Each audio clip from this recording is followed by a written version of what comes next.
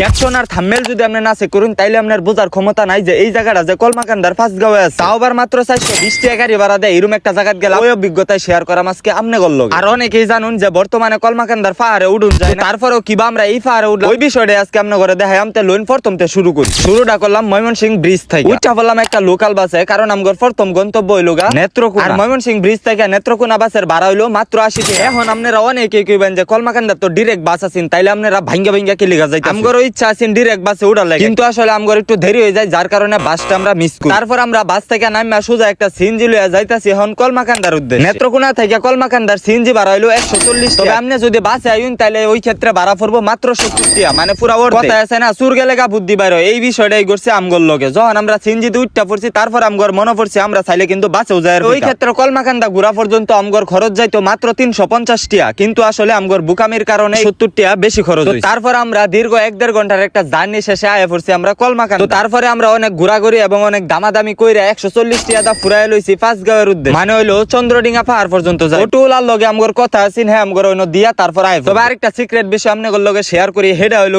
সব সময় চেষ্টা করব ইয়াং কোন একটা ড্রাইভার খুঁজা বাইর করব, কারণ যেহেতু আপনি ঘুরবার যাইতাছেন ওই ক্ষেত্রে যদি আপনি মনের মতো যদি না ঘুরার পান তাহলে কিন্তু আসলে আপনার ভালো লাগতো না। যদি আপনি কোনো যুবক ফুলাফান লয় তাহলে হ্যাঁ আর কি আপনার মনের রুচি ডাবো এবং আপনার মনের মতো ঘুরবার দিবেন। আর এটাই কিন্তু আমি করি সবসময়। তারপরে আমগর স্পট আইনা নামায় দিই। আর আপনারা হয়তো অনেকে জানেন বর্তমানে কিন্তু স্পট দিয়ে ইন্দা ঢুকবার দেয় না, কিন্তু তারপরে আসলে আমরা কেমনে ঢুকলাম। আসলে আমার সামনের যে বাইকগুলারে দেখতাছেন এগর একজন বিজেপি পরিচিত থাকার কারণে আমগর এই সুযোগটা দিছে, তাও আবার 10 মিনিটের। আমরা এই 10 মিনিটের মধ্যে যা যা করার পাই তার লগে আমগর একজন বিজেপি ফাড়াই দিছে যে আমগর হ্যাঁ গার্ড দিয়ে লয়ে যাবো, আবার গার্ড দিয়ে লয়ে। আর আমনে করে আরেকটা বিষয় কই রাখি, এই কলমাকান্দা ফাঁসগাঁও কিন্তু আমি আগেও একবার আইছিলাম। যে পাহাড়গুলা দেখতাছেন এই পাহাড়গুলাতে আমি উঠছি। তবে ওইটা আছে 2024 সালের সেপ্টেম্বর মাসে, কিন্তু আমরা আইছিলাম দুইটা সিএনজিতে মোট 10 জন। তখন খালি যা পাহাড়ে উঠছিলাম বিষয়টা এরকম না, আমরা জন্নাতেও গোসল করছি। ওই সুযোগটা আবার মিলবার পারে যদি খালি ইন্ডিয়ার লগে আমগো সম্পর্কটা আগের মতো ভালো। তারপর আমগরা 10 মিনিট ঘুরায় টুরায় আমগরা বাইর করে দিল। এখন আমরা বাইরে থেকে একটু খারে ছবি ভিডিও কইরা নিছি। আর ভিতরে ঢুকতে দেয় না দেখে তার মানে এই না যে এন থেকে ভিউটা খারাপ দেয়া যায়, এন থেকে কিন্তু আরো অনেক বেশি সুন্দর দেয়া যায়। তবে দুঃখের বিষয় একটা, আগের মতো আর কি পাহাড়ে উঠতে দেয় না, যেটা আসলে খুবই খারাপ লাগলো বিষয়। তবে আরেকটা আসলে এই পাহাড় থেকে ঘুরা যাইতাছিলাম, হেডা হইলো গা ওটোল আমগরা কই দিছেন যে আপনারা একটু ঘুরে আইন, আমি এনো খারই আপনি ঘর আরেকটা পাহাড় লই যাম, যেই পাহাড় আপনারা চাইলে উঠবার পাইবেন। এই কথাটা শুননা মনটা আর কি খুশি হয়ে গেছে। আর আমি কোন দিক দিয়ে গেলাম এই রাস্তাটা আমি দেখাইলাম না, কারণ এদিক দিয়ে একটু রিস্কও আছে, তো যার কারণে আমি চাই না যে আপনারা আমার কারণে কোনো একটা ঝামেলার মধ্যে। আর এদিকে রাস্তাঘাট কিন্তু একদমই ভাঙাচোরা, যেটা আর কি আপনারা দেখবারই পাইতাছেন। তো তারপরে 8-10 মিনিট আমরা এই ভাঙাচোরা রাস্তাটা মনোরঞ্জন আয়া এই ভিউটা মনোরঞ্জন দেখতাছিলাম। আর আমার মনে হইতাছিল যে যাই হোক বেড়া কিন্তু আমরা বালা জায়গা থেকে লই আইছে। এর লিগে আপনি করে কই যে সবসময় কোনো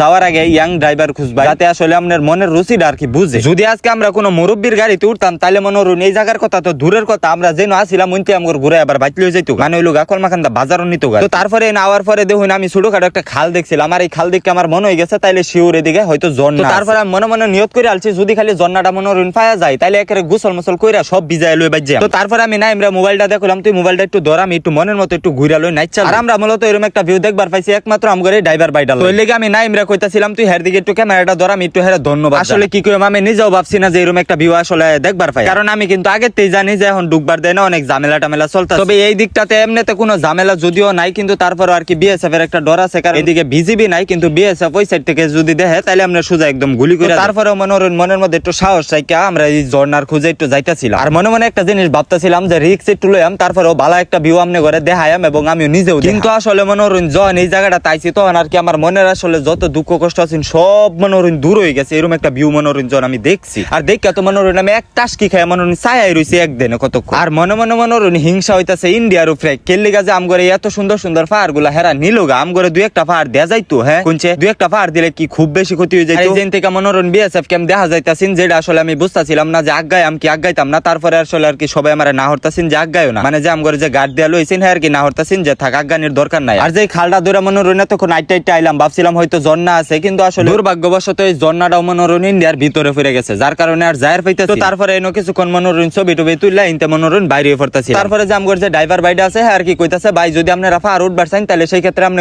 নিজে করে রিস্ক নিউল। তবে আমি তো মনোরঞ্জন রিস্ক নিতে রাজি, কারণ বাঁচা মারা তো মনোরঞ্জন আল্লাহর হাতে। তো তারপরে মনোরঞ্জন মনের মধ্যে একটা সাহস চাইকা ঢুকতাছিলাম আস্তে আস্তে পাহাড়ের উপর। কিন্তু যখন মনোরঞ্জন অর্ধেকটা উঠটা পড়ছি তারপরে দেখি ভিতরে আর রাস্তা মনোরঞ্জন দেখা যাইতাছে না। যাও যে দিক দিয়া জায়গা আছে কিন্তু ওই দিক দিয়া মনোরঞ্জন একদম খারাপ, মানে উড়ার মতো একদম পরিস্থিতি। তো তারপরে নাই মেও কইতাছে তাইলে ঠিক আছে বাদ দে, তাইলে আর উড়ার দরকার নাই, যেটুকু করছি এইটুকুই চলবো আর নামিয়া ফুরি আল্লাহ। কিন্তু আসলে কি কম আমার মনটা মানতাছি না যে নামিয়া ফুরতে আমার মনটা চাইতাছি না, আর একটু যদি উঠবার পাইতাম কিছু করার নাই আর কি, নামিয়া ফুরুর লাগবো বাধ্যতামূলক, যেটা আর কি আমার বোঝা হয়ে গেছে। তো তারপরে মনে করুন হার মাইনে আস্তে আস্তে নামা শুরু করলাম। কিন্তু আসলে কি কই আমি পাহাড় গুলা এতটাই খাড়া আছেন যে পাউডার রাখার মতো মনে করুন জায়গা নাই। যে নেই পাউডার রাখতেছিলাম ওই অটোমেটিক দিয়ে আমার পা পিছলা খাইতেছে। তো তারপরে মনে করুন অনেক কষ্ট মষ্ট একটু নাম, তবে যাই কোন জায়গাটা কিন্তু আসলে অনেক বেশি সুন্দর আছে। তবে আপনারাও যদি চান এরকম একটা ভিউ দেখবার লাগে তাহলে আমি মনে করি স্থানীয় যদি কোনো গার্ড ম্যাড আপনাকে লগে থাকে তাহলে সেক্ষেত্রে অনেক সুবিধা হয়। নয়তো দেখা গেছে পুরা রিস্ক থাকবো নিজে ঘর উপরে। তো আমগর মতো যারা আর কি ভাঙ্গে ভাঙ্গে আইবার চাই না, আমি মনে করি কলমাকান্দা বাজার থেকে তাইলে চেষ্টা করবেন যে ভালো একটা ইয়াং ড্রাইভার খুঁজে বাইর করবার, যে আপনি করে মনে করুন মনের মতো করে ঘুরাইবো, যেগুলা জায়গা আপনি নিজেরাও চিনুন না ওই জায়গা তো মনে করুন আপনি করে। তারপরে আবার আমগরে আগের জায়গা কলমাকান্দা বাজার নামাই দিল, আর আমরা ভাড়া দিছিলাম মোট 400। যেহেতু 2 জন ছিলাম ওই ক্ষেত্রে ভাড়া পড়ছে 200 টাকা। তো সব মিলে আমগর জনপ্রতি খরচ গেছে 420 টাকা। আজকের ব্লগটা মূলত এই পর্যন্ত। আপনারা কমেন্ট করে জানেন ময়মনসিংহে আর কই কই সুন্দর সুন্দর জায়গা আছে যেগুলাতে আমি যাইর পাইম।